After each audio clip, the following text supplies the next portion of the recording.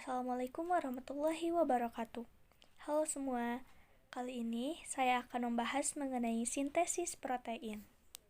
Apa sih sebenarnya sintesis protein itu?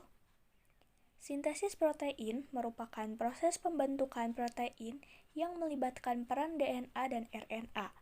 RNA sendiri adalah materi genetik yang basa nitrogennya terdiri dari adenin, guanin, sitosin, dan urasil. Secara sederhana, sintesis protein terdiri dari dua tahap, yaitu transkripsi dan translasi. Yuk kita simak penjelasan lebih lengkapnya mengenai tahap sintesis protein.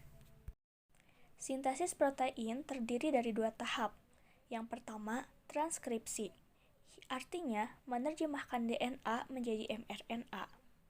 Dan yang kedua, ada translasi, yaitu penerjemahan mRNA menjadi protein. Tempat berlangsungnya proses transkripsi yaitu di nukleus. Ada 3 tahapan dalam proses transkripsi, yaitu inisiasi, elongasi, dan terminasi. Saat terjadi proses transkripsi, DNA yang terkandung di dalam nukleus akan dihampiri oleh RNA polimerase. Inisiasi terjadi pada saat RNA polimerase melekat pada daerah promotor gen. Pada saat itu, RNA polimerase akan mulai membentuk mRNA melalui cetakan DNA template. Adenin pada DNA akan berpasangan dengan urasil pada mRNA. Timin akan berpasangan dengan adenin pada mRNA. Guanin pada DNA akan berpasangan dengan sitosin pada mRNA. Dan sitosin pada DNA akan berpasangan dengan guanin pada mRNA. Kemudian, RNA polimerase akan mengarahkan pembacaan dari arah 5 ke arah 3. Proses ini dinamakan sebagai elongasi. Transkripsi akan berakhir pada saat RNA polimerase sampai pada daerah terminator.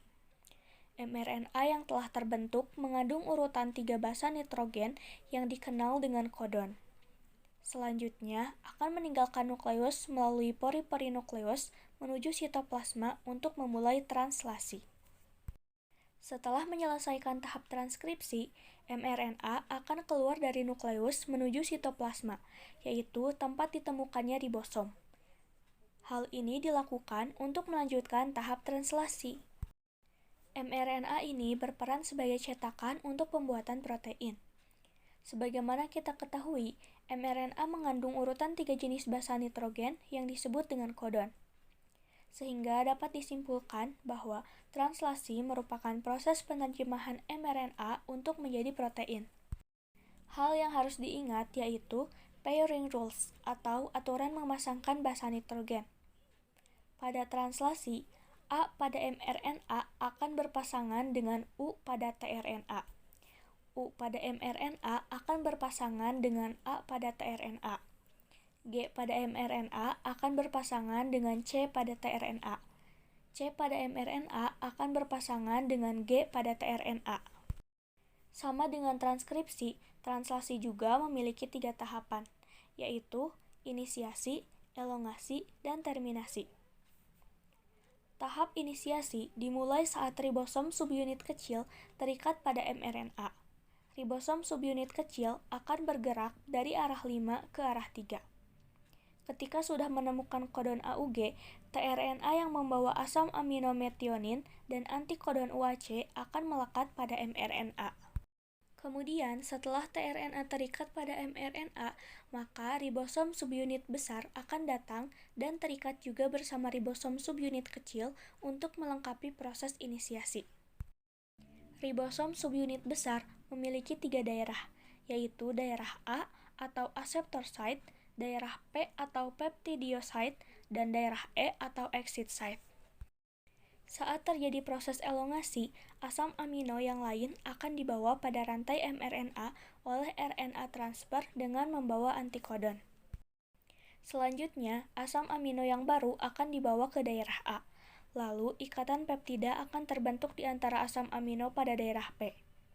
Saat itu, ribosom akan berpindah ke triplet kodon yang lain yang ada di mRNA, sehingga tRNA yang sudah melepaskan asam aminonya akan berada di daerah E dan bersiap untuk keluar. Kemudian, daerah A akan ditempati tRNA yang baru. Siklus ini akan terus berulang sampai pada tahap terminasi. Tahap terminasi terjadi jika salah satu dari 3 stop codon berada di daerah A. Codon ini dikenali oleh protein yang dikenal release factor.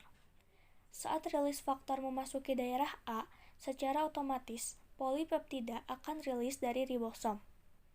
Dan ribosom pun akan terpisah dan bersiap untuk melakukan translasi yang baru. Nah, polipeptida inilah yang dikenal sebagai protein. Terima kasih. Wassalamualaikum warahmatullahi wabarakatuh.